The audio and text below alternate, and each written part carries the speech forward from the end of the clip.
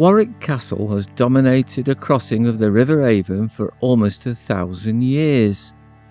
From the visitor entrance, the castle initially remains hidden behind trees and surrounding buildings, but as we follow the path from the car park, its walls and towers gradually begin to appear, revealing one of the most complete and imposing medieval castles in England.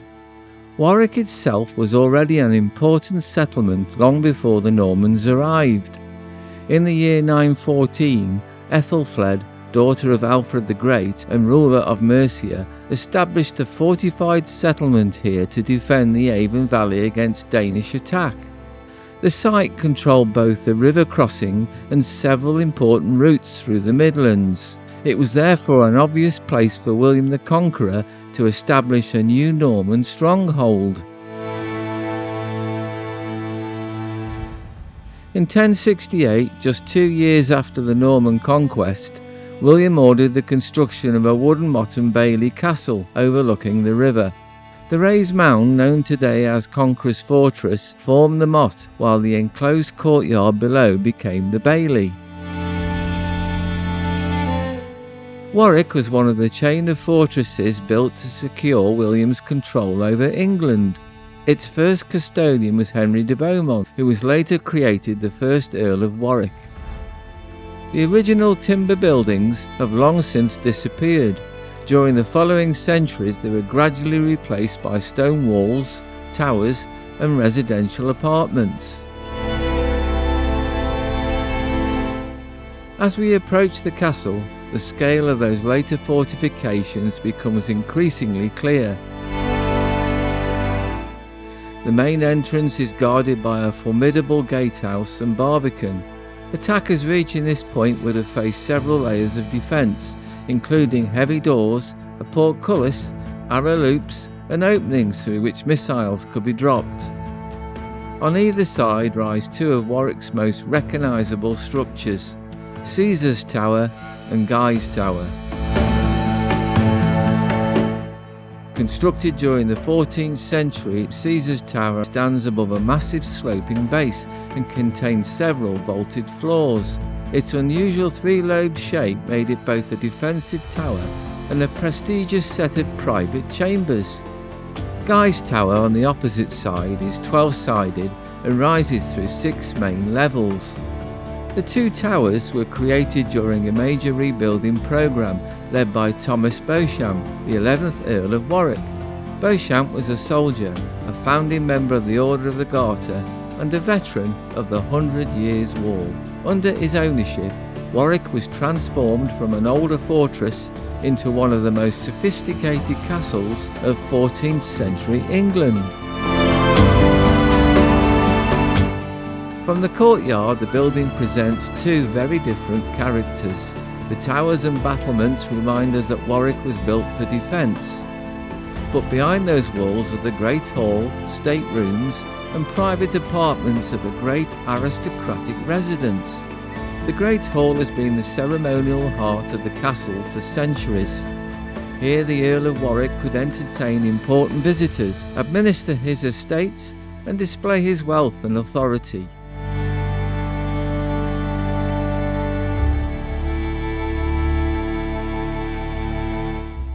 Medieval halls were busy places, filled not only with nobles and guests, but servants, officials, musicians and armed retainers. Today the hall contains armour, weapons and objects associated with the castle's long military history. Its appearance, however, is largely the result of the Victorian restoration. A serious fire in 1871 swept through part of the castle, destroying the Great Hall and several private apartments. The hall was subsequently rebuilt with its present hammer beam roof, creating the grand medieval-inspired interior seen today.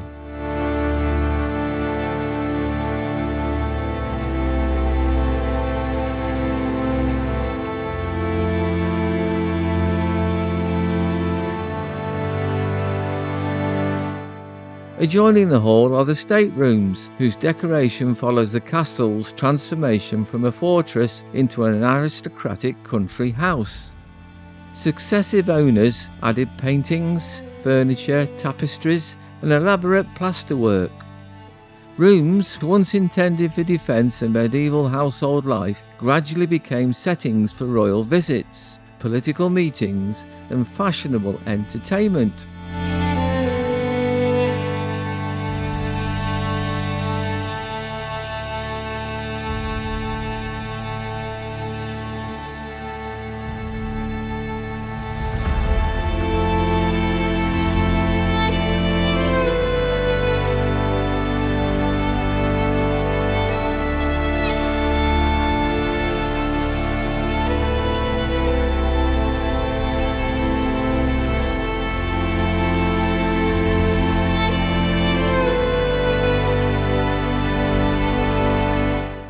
Among Warwick's most controversial medieval prisoners was Piers Gaveston, the favourite and close companion of King Edward II.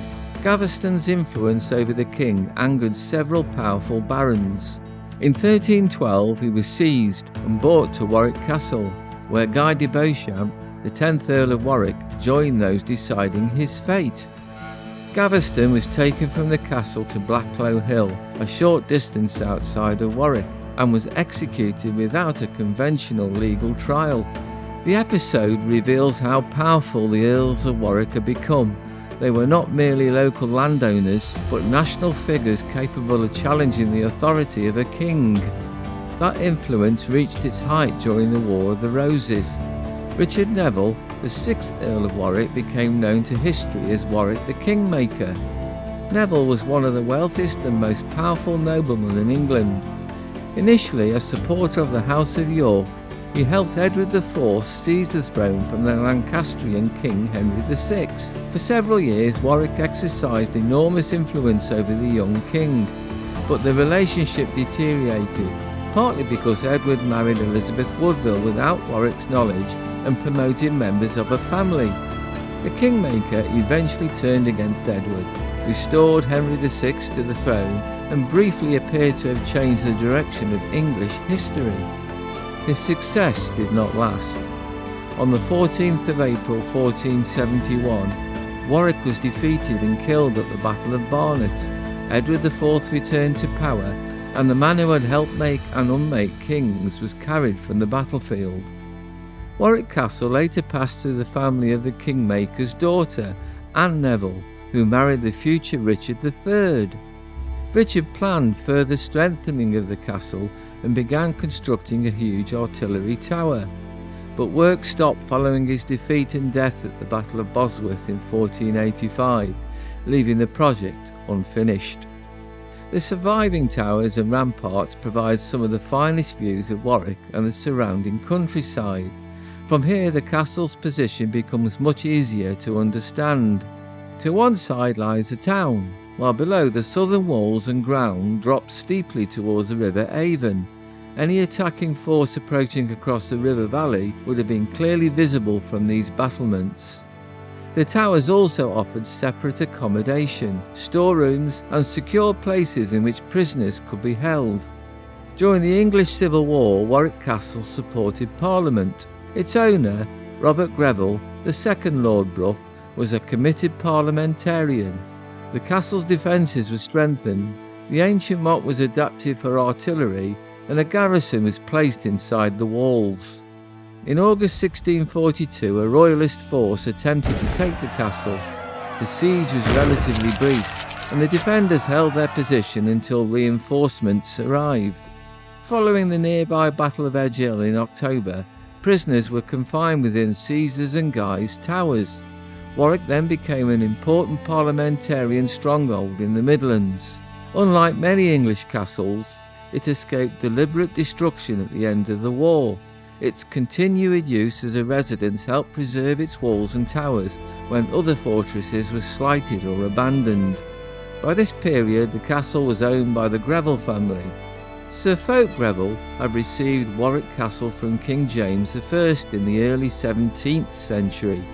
The buildings had fallen into poor condition, but Greville and his successors gradually restored them and converted the medieval fortress into a more comfortable family home. During the 18th century, the interiors and grounds were further improved. New stables were constructed outside the walls, while fashionable gardens and landscape parklands softened the castle's military surroundings. The family was granted the title of Earl of Warwick in 1759, reconnecting ownership of the castle with the historic earldom. The castle stands on a rocky cliff above a bend in the river, giving it both a natural defence and one of its most attractive settings. Below the walls are the mill, weir and riverbank. Water had once powered machinery, supplied the household and supported industries associated with the castle and the town. From the air, the river reveals how the castle was positioned to command the valley while remaining connected to the wider landscape. The broad lawns beside the Avon now provide the setting for one of Warwick's most dramatic attractions, the Trebuchet. A trebuchet was a counterweight-powered siege engine designed to hurl heavy projectiles over or against defensive walls.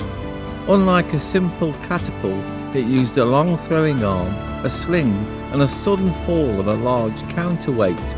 Warwick's working reconstruction stands almost 60 feet high and weighs around 22 tons. A team raises the enormous counterweight and prepares a sling before the arm is released.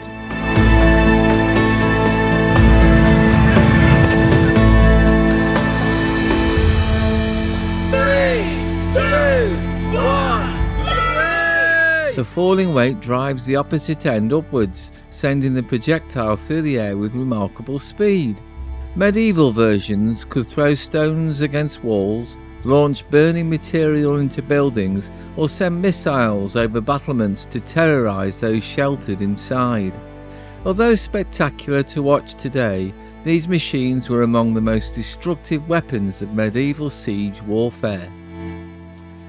The castle grounds now contain food stalls, performance areas, and demonstrations of skills once associated with medieval life.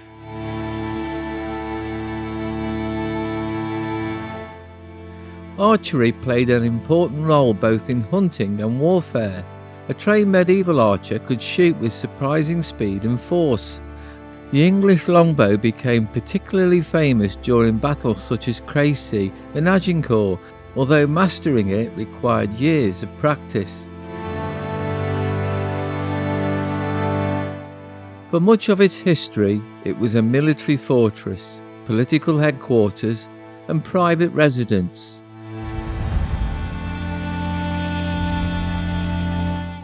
Today it combines a surviving medieval architecture with exhibitions, demonstrations, and family attractions.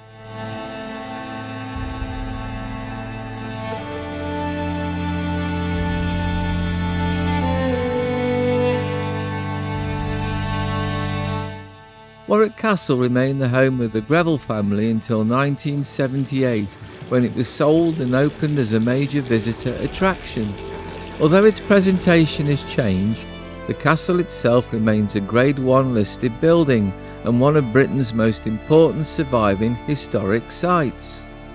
Seen from the air, the many stages of its development become clearly visible. The Norman motte survives besides the later stone defences. The great 14th century towers guard the entrance, while the residential ranges overlook the Avon. Beyond them are the gardens, river, mill and modern visitor areas. Warwick Castle was never the creation of a single period. It began as a wooden Norman fortress, became the stronghold of powerful medieval earls, played its part in royal disputes, the War of the Roses and the English Civil War, and was eventually transformed into a grand country house.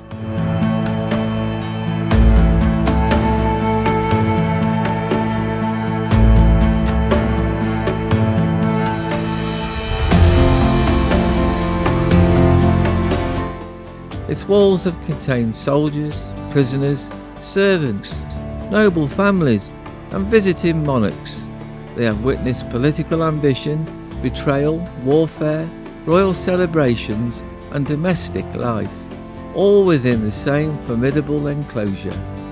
Today Warwick remains both a castle and a palace, a building shaped by nearly 1,000 years of changing ideas about defence, power, comfort and entertainment. And as we leave the castle behind, the final aerial views reveal why this particular place has remained so important. High above the River Avon, commanding the crossing and the town beyond, Warwick Castle still occupies the landscape as its Norman founders intended, visible, imposing and almost impossible to ignore.